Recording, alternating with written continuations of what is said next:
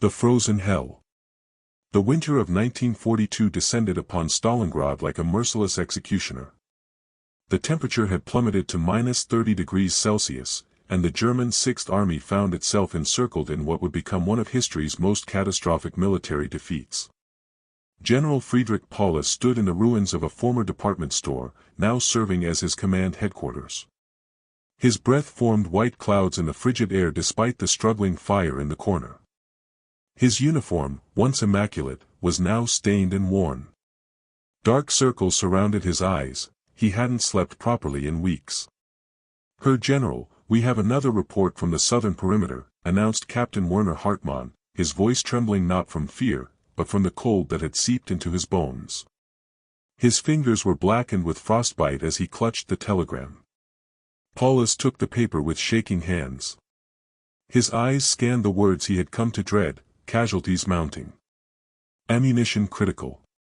Food supplies exhausted. Men eating horses. Request permission to break out westward. How many men have we lost today?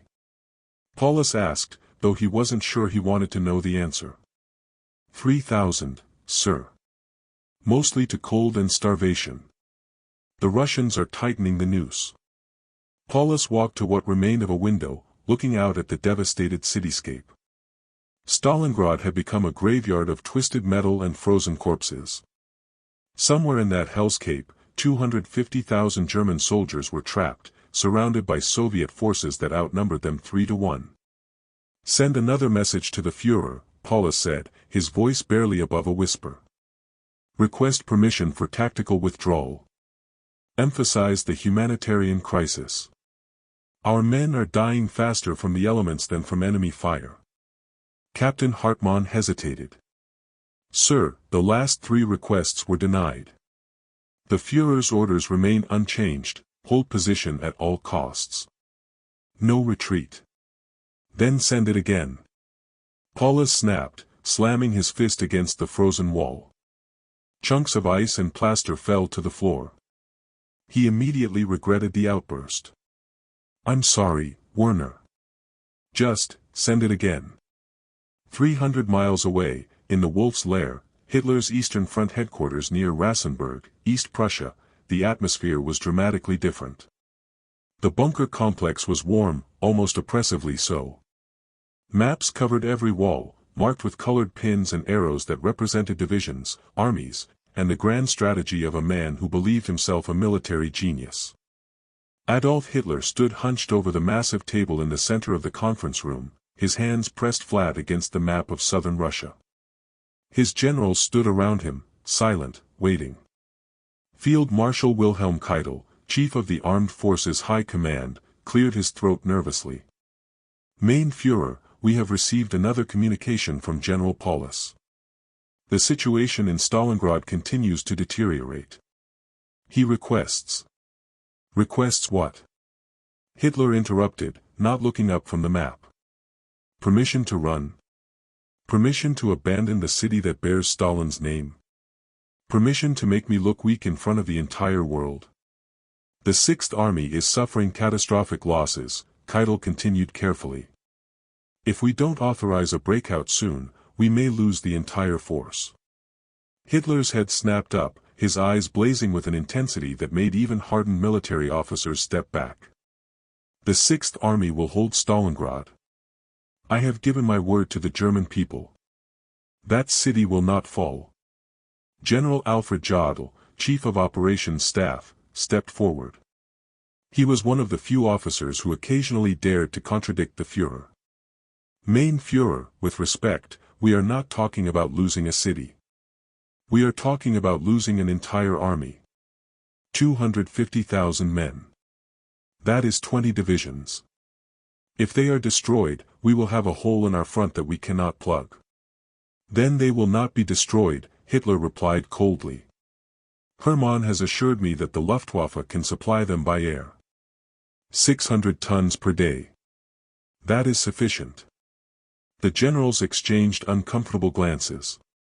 They all knew the truth that no one dared to speak aloud: the Luftwaffe could barely deliver a fraction of that amount. The weather was too severe, the Soviet anti-aircraft fire too intense, and the transport planes too few and too vulnerable. Reichsmarshal Göring has promised this? Jodl asked carefully. He has given me his word, Hitler said. The Sixth Army will be supplied.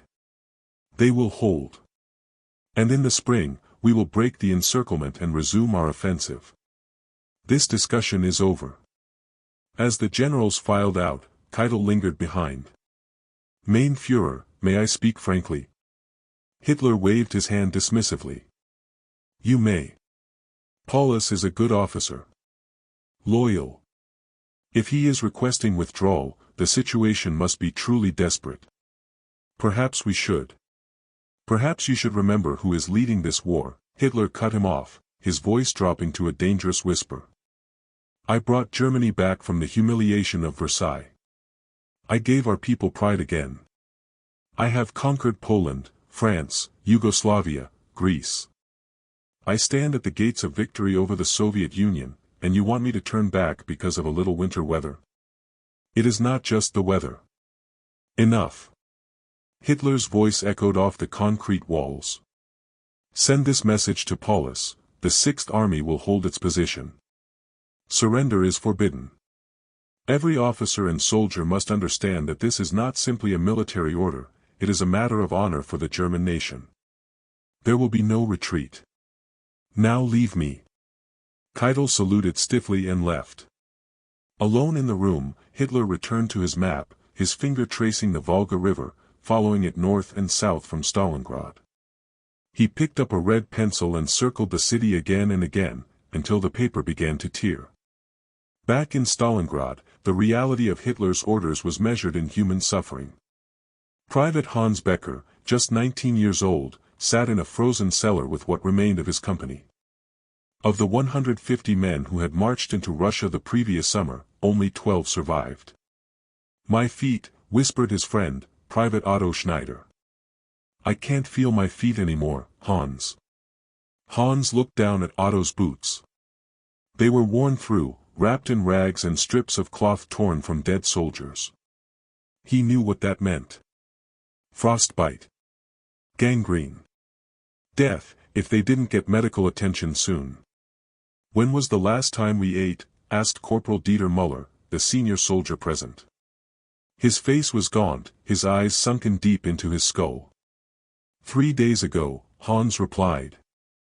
Horse meat. Remember? That one the artillery unit had to abandon. That wasn't 3 days ago, Otto said weakly. That was 5 days ago. You're losing track of time, Hans. The sound of artillery fire echoed through the ruins above them, a constant reminder that the Soviet forces were slowly, methodically, crushing them. Hans pulled out a crumpled photograph from inside his coat. It showed a young woman with a bright smile, standing in front of a house in Hamburg. Your sister? Otto asked. My fiancée.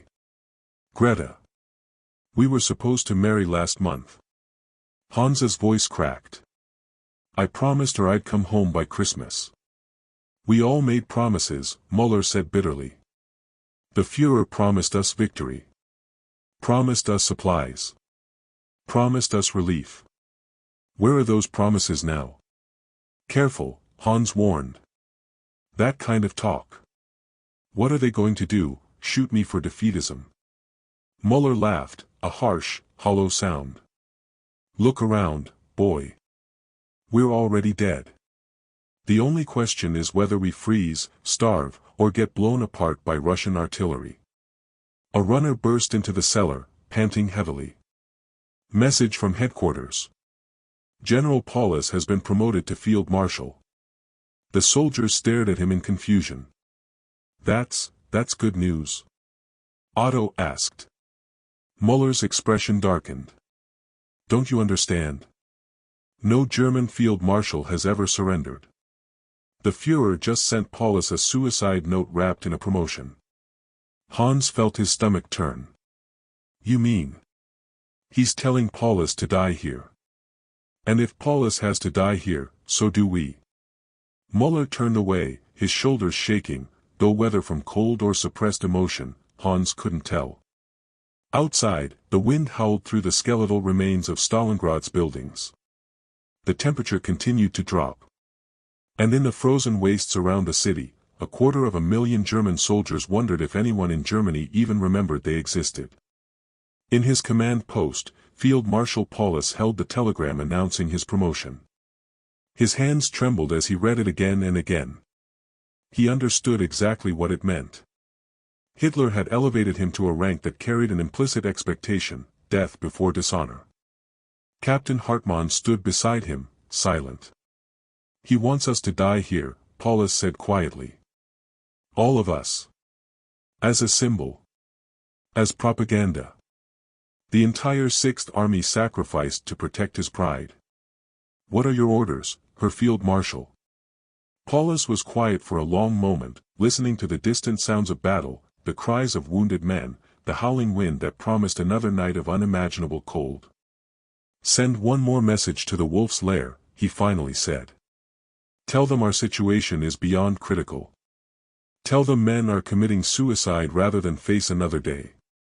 Tell them we are out of options.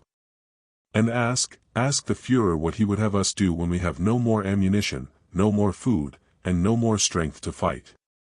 Hartmann saluted and left to transmit the message. Paulus knew it wouldn't matter. Hitler had already made his decision.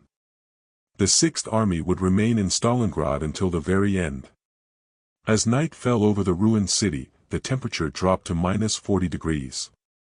The men of the 6th Army huddled in their frozen holes, burning furniture for warmth, eating whatever they could scavenge, and praying for a miracle that would never come. In the Wolf's Lair, Hitler retired to his private quarters, confident that his orders would be obeyed, certain that his will alone could bend reality to his vision. Neither the Führer nor his trapped soldiers knew that they had just 12 days left before the final collapse would begin. The breaking point. January 24, 1943. The Soviet offensive had split the German 6th Army into two isolated pockets. Communication between units had broken down almost completely.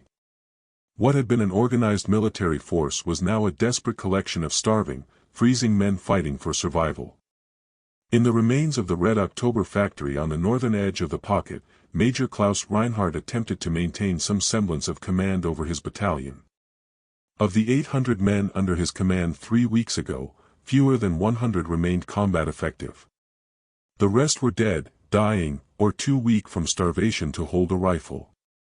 "Major, the Russians are assembling for another assault," reported Lieutenant Ernst Fischer, pointing through a gap in the factory wall. Through the swirling snow, they could see Soviet infantry gathering in the ruins across from their position. "How many?" Reinhardt asked, though he knew it didn't matter. "At least 2 companies. Maybe more. And they have tank support." Reinhardt checked his ammunition pouch. 6 bullets for his pistol. That was all. He looked around at his men, hollow-eyed ghosts wearing German uniforms. Some had wrapped their feet in anything they could find, newspapers, cloth stripped from the dead, even tree bark. Several men had discarded their rifles because they no longer had the strength to carry them. "Anyone have ammunition?" he called out. One soldier held up 3 rifle rounds. Another had a single magazine for an MP-40 submachine gun. That was it. An entire battalion reduced to less ammunition than a single infantry squad should carry. "Sir, what are your orders?" Fischer asked. Reinhardt almost laughed. "Orders? What orders could he possibly give? Defend this position. With what? Fight to the last man. They were already past that point. Get the wounded into the deepest part of the factory. Anyone who can still walk, form a perimeter. Wheel." He paused, searching for words that wouldn't sound like the lie they were. "We'll hold as long as we can." At Field Marshal Paulus's headquarters, the situation had deteriorated from desperate to apocalyptic. The command staff had relocated to the basement of the Univermag department store, the last semi-secure location in the southern pocket. Captain Hartmann burst into the command room, his face flushed despite the cold. "Herr Field Marshal, we've received a response from the Wolf's Lair. Paulus looked up from the maps he'd been studying, maps that were increasingly meaningless as the positions they showed ceased to exist. And Hartmann handed him the telegram. His hands were shaking, and not from the cold. Paulus read aloud, to Field Marshal Paulus. The Sixth Army will hold its position to the last man. Capitulation is out of the question. The army will make its historic contribution to the salvation of the Western world by holding out to the end. Signed, Adolf Hitler. The room fell silent. Every officer present understood what this meant. No relief was coming. No permission to break out. No evacuation. Just an order to die. Historic contribution, Paulus repeated softly, his voice hollow. He wants us to be martyrs. Sir, we must consider, began Colonel Wilhelm Adam, Paulus's chief of staff. Consider what? Paulus's voice rose sharply. Disobeying a direct order from the Führer. Surrendering. Do you know what that would mean? They'll execute our families. My wife, my children, everyone connected to us will be branded as traitors. Our men are eating corpses, Adam said bluntly. They're burning their boots for warmth. Yesterday, I saw soldiers fighting over a dead horse that had been lying in the snow for a week. This isn't warfare anymore. It's mass suicide disguised as military strategy. Paulus slumped into his chair, suddenly looking decades older than his 52 years. I know. God help me, I know. But I swore an oath. We all did. And in Germany, they teach children that oath-breaking is the worst sin a soldier can commit. Even when the oath demands our annihilation. Especially then, Paulus whispered. That's the test, isn't it? Whether we'll obey even unto death. Back at the Wolf's Lair, the morning briefing had become a daily exercise in denial. Hitler stood before his maps, moving colored pins that represented units which no longer existed as functioning formations. The Sixth Army continues to tie down significant Soviet forces, Hitler announced to his assembled generals. Every day they hold is another day for us to prepare our spring offensive. Their sacrifice is not in vain. General Jodl cleared his throat. Mein Führer, the latest reports indicate that the Sixth Army has effectively ceased to exist as a cohesive fighting force. They have no ammunition, no food, no fuel. Medical supplies are completely exhausted. Typhus has broken out among the troops. Irrelevant, Hitler waved his hand dismissively. What matters is that the Soviets must keep hundreds of thousands of troops surrounding Stalingrad instead of using them elsewhere. That is the strategic value. Mein Führer, Keitel interjected carefully, if we lose the entire Sixth Army, the gap in our lines will be catastrophic.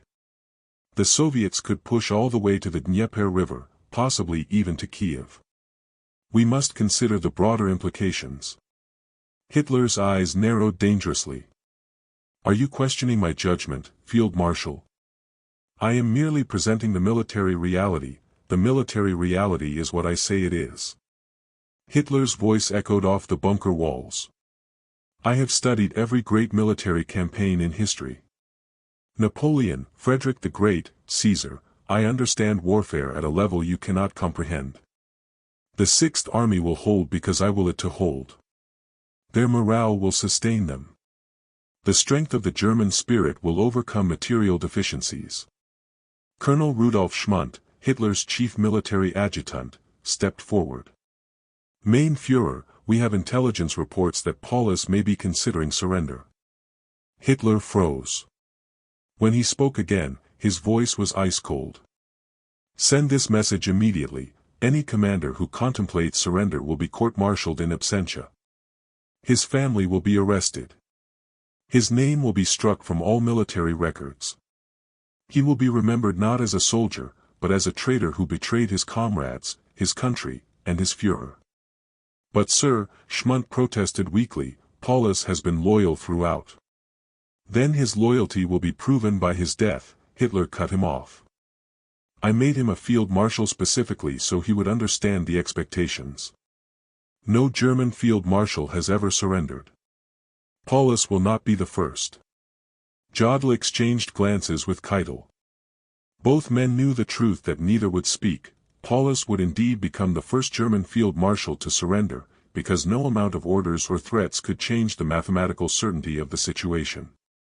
In Stalingrad, Private Hans Becker crawled through the rubble toward what had once been a warehouse. His friend Otto had died 2 days earlier, succumbing to infected frostbite. Hans had tried to save him, had even offered his own rations, but there wasn't enough food to keep anyone alive anymore. Inside the warehouse, Hans found what he was looking for, a group of soldiers from various units, all drawn together by desperation.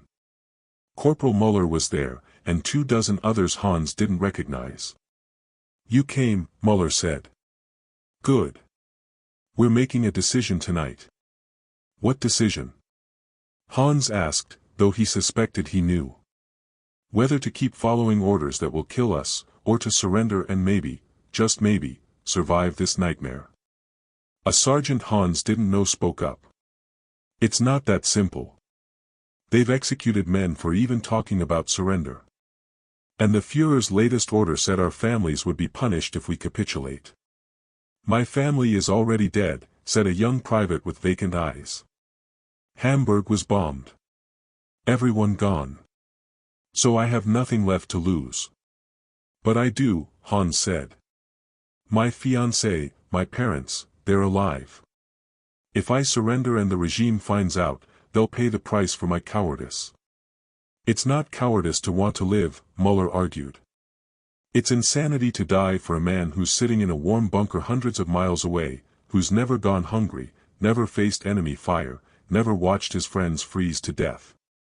The debate raged for hours, voices rising and falling, emotions raw and exposed. Some argued for holding out, clinging to hope that relief would come.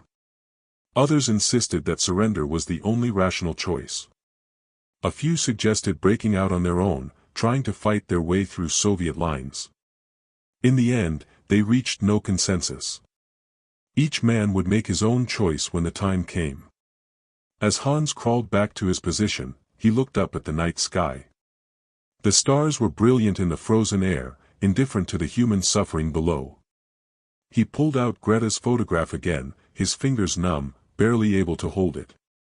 "I'm sorry," he whispered to the image. "I'm so sorry." At Major Reinhardt's position, the Soviet assault had been beaten back, barely. They'd lost 30 men, including Lieutenant Fischer, who'd been killed by a mortar shell. Reinhardt sat among the dead, too exhausted to move, his pistol empty. A runner arrived from headquarters, somehow having survived the journey through the Soviet artillery barrage. "Major Reinhardt?" "I have orders from Field Marshal Paulus." Reinhardt took the paper with hands so numb he could barely feel it. He read, "All units are to maintain their positions. No withdrawal. No surrender. Fight until all ammunition is expended, then fix bayonets and counterattack. The Führer expects every German soldier to do his duty unto death." "Bayonets," Reinhardt said aloud. "Most of my men don't even have rifles anymore, and he wants us to fix bayonets." "Sir, what should I tell headquarters?" Reinhardt looked at the faces of his surviving men, young faces made old by horror, eyes that had seen too much death, bodies pushed beyond the limits of human endurance. Tell them we acknowledge receipt of orders and will comply." The words tasted like ashes in his mouth. The runner left. Reinhardt knew he'd just lied. When the Soviets came again, and they would come again, he would order his men to surrender. He would carry the guilt of disobeying orders for the rest of his life, however long that might be. But he would not order these men to commit suicide for the vanity of a madman in a bunker. January 30, 1943. The 10th anniversary of Hitler's rise to power. In the Wolf's Lair, a special radio address had been prepared to commemorate the occasion. Propaganda Minister Joseph Goebbels had written a speech for Hitler that emphasized German resilience and the heroic sacrifice of the Sixth Army. Hitler stood before the microphone, his voice amplified to reach millions of Germans huddled around their radios. My fellow Germans, 10 years ago today, Providence placed in my hands the destiny of our nation. Since then, we have achieved miracles that our enemies thought impossible. We rebuilt Germany from the ruins of Versailles. We reclaimed our dignity. We expanded our living space to secure our future. And now, in the frozen wastes of the East, German soldiers are writing a new chapter in our glorious history. The heroes of Stalingrad will be remembered for 1,000 years as examples of German courage and determination. In Stalingrad, some of the soldiers managed to hear the broadcast on a dying radio battery. They listened to themselves being called heroes while they huddled in frozen cellars, eating scraps and wondering if they would survive another day. Private Hans Becker heard the Führer's words and felt nothing but a vast, empty bitterness. Corporal Muller heard them and laughed until he cried. Field Marshal Paulus heard them and knew, with absolute certainty, that Hitler had no intention of ever rescuing the Sixth Army.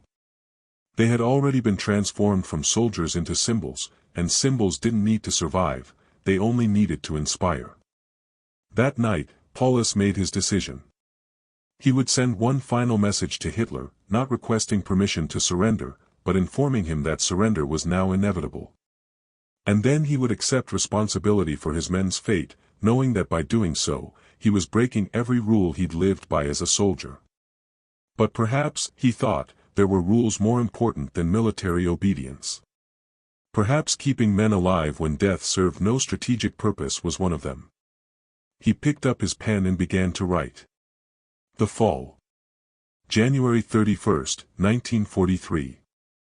Dawn broke over Stalingrad, though few of the remaining German soldiers were alive to see it.